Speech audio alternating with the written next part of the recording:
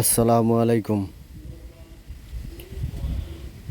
আজকে আমরা আমাদের পুকুর পাড়ে ঘাস লাগাইতেছি, নেপিয়ার ঘাস। এটা আমাদের পুকুর।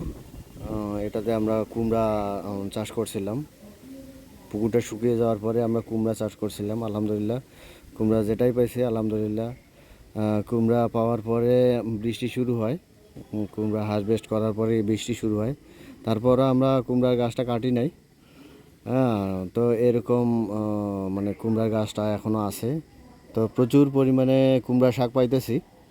সেই কুমড়া শাকগুলো আমরা নিজেরা খাইতেছি, পাশাপাশি এখানকার আশেপাশে যে লোকজন আছে সবাই নিয়ে যেয়ে খাইতেছে আলহামদুলিল্লাহ, সব মিলে। তো এখন আমরা দেখবো যে মানে এখন আমরা যেটা আমাদের পুকুর পাড়টা যেটা আছে, এই পুকুর পাড়টাতে আমরা নেপিয়ার ঘাস লাগাবো। কারণ আছে যে আমরা আমাদের দেশটা ছোট কিন্তু জনসংখ্যা অনেক বেশি। এই জন্য আমাদের 1 ইঞ্চি জায়গাও আমরা ফেলে রাখবো না। এক ইঞ্চি জায়গাও ফেলে রাখবো না, এই চিন্তাধারা করে আমি এই কাজগুলো করতেছি, যাতে আমার দেখা দেখি আশেপাশে যেগুলো লোক আছে বা আমার দেখা দেখি অনেকেই যাতে এই সমস্ত কাজ করে। তা আমার এই পুকুর পাড়টাতে, পুরো পাড়টাতে আমি নেপিয়ার ঘাস লাগাইতেছি। আলহামদুলিল্লাহ আমার নিজের নেপিয়ার ঘাসের কাটিং কেটে লাগাইতেছি। তো আপনারাও আপনাদের যে পুকুর পাড়, রাস্তার ধার, হ্যাঁ, নদীর পাড়, যেখানেই পরিত্যক্ত জায়গা পাইবেন সেখানেই আপনারা এই নেপিয়ার ঘাসটা এখন লাগাইবেন। নেপিয়ার ঘাসটা লাগানোর উত্তম সময় এখন, কারণ বর্ষার মৌসুম শুরু হইতেছে। এখন যে কাটিংটাই লাগাইবেন আলহামদুলিল্লাহ সেই কাটিংটাই হয়ে যাবে। তো কারো যদি নেপিয়ার ঘাসের কাটিং লাগে তাহলে আমার সাথে যোগাযোগ করতে পারেন। আমার প্রায় 2.5 বিঘা জমিতে কাটিং রয়েছে এখন, দিতে পারবো, কোনো সমস্যা নাই। আর হচ্ছে যে আপনাদের কাছে আমার রিকোয়েস্ট থাকবে, আপনারা 1 ইঞ্চি জায়গাও ফেলে রাখবেন না। আম, আপনারা নেপিয়া যেখানে রাস্তার ধার মানে পুরা ধার পাইবেন, ঠিক আছে, খালি ধার, সেই ধারগুলাতেই লাগাইবেন। এতে করে রাস্তার ধারগুলোর সৌন্দর্য বৃদ্ধি পাইবে। নদীর ধার, রাস্তার ধার, পুকুর পাড়, হাওরের ধার, এগুলাতে আপনারা লাগাইবেন, সৌন্দর্যও বৃদ্ধি পাইবে এবং যে ভাঙ্গন রোধ হইবে। এই পাড়টা দেখেন আমি নতুন বাঁধছি, মাটি কিনে এনে বাঁধছি। তো এটা ভেঙে যাইতেছে। তো এখানে আমি নেপিয়ার ঘাসটা লাগাইতেছি। এটা যখন বড় হইবে ইনশাল্লাহ এবার যেটা ভাঙছে আগামীবার সেটা ভাঙবে না আর। তো এরকমভাবে আপনারাও নেপিয়ার ঘাস চাষ করবেন, যাতে আমাদের যে গবাদি পশু দানাদার খাদ্যের যে পরিমাণ দাম, এটার উপরে জানি চাপটা কমে।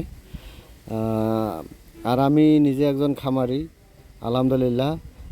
আমি জানি যে মানে দানাদার খাদ্য সামান্য দিয়ে শুধু নেপিয়ার ঘাস ঘাস খাওয়াইলেই গরু মোটা তাজাকরণ করা যায়।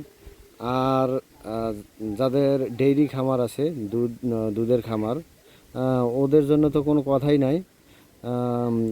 ওদের জন্য তো ঘাসের কোনো বিকল্প নাই, ঘাস ওদের লাগবেই। তো আপনারা যারা গবাদি পশু পালন করেন তারা অবশ্যই আপনাদের বাড়ির আশেপাশে চিপায় চাপায় যেখানেই জায়গা পাইবেন সেখানেই নেপিয়ার ঘাসগুলা লাগাইবেন।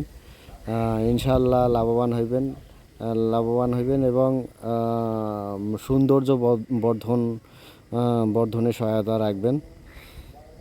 কারণ আছে যে আমাদের সবুজের সংখ্যাটা কমে যাইতেছে, এই জন্যই আমাদের এত সমস্যা। প্রাকৃতিক বিপর্যয়, বৃষ্টি কম হয়, অনাবৃষ্টি, তীব্র তাপদাহ সৃষ্টি হইতেছে। তো আমাদের যে ওয়েদার, এটা ভারসাম্যটা ঠিক রাখতেও সহায়তা করবেন। গবাদি পশুকে নিপিয়ার ঘাস খাওয়াইয়েও লাভবান হইবেন এবং নদী ভাঙ্গন রোধ, নদী পুকুরের পাড় ভাঙ্গন রোধ, এগুলা করেও লাভবান হইবেন ইনশাআল্লাহ। আর কেউ বেকার থাকবেন না, কিছু করার চেষ্টা করবেন। যদি না পারেন, এখন বর্ষার শুরু, আপাতত এই কাজটাই করবেন, ইনশাআল্লাহ লাভবান হইবেন। সবার কাছে অনুরোধ, আপনারা যারা বেকার আছেন, বেকার না থেকে কিছু করার চেষ্টা করেন, তাহলে দেশ আমাদের উন্নতির দিকে এগিয়ে যাবে। তো আজকে এ পর্যন্তই। আমা তৌফিক ইল্লা বিল্লাহ। আসসালামু আলাইকুম ওয়া রাহমাতুল্লাহি ওয়া বারাকাতুহু।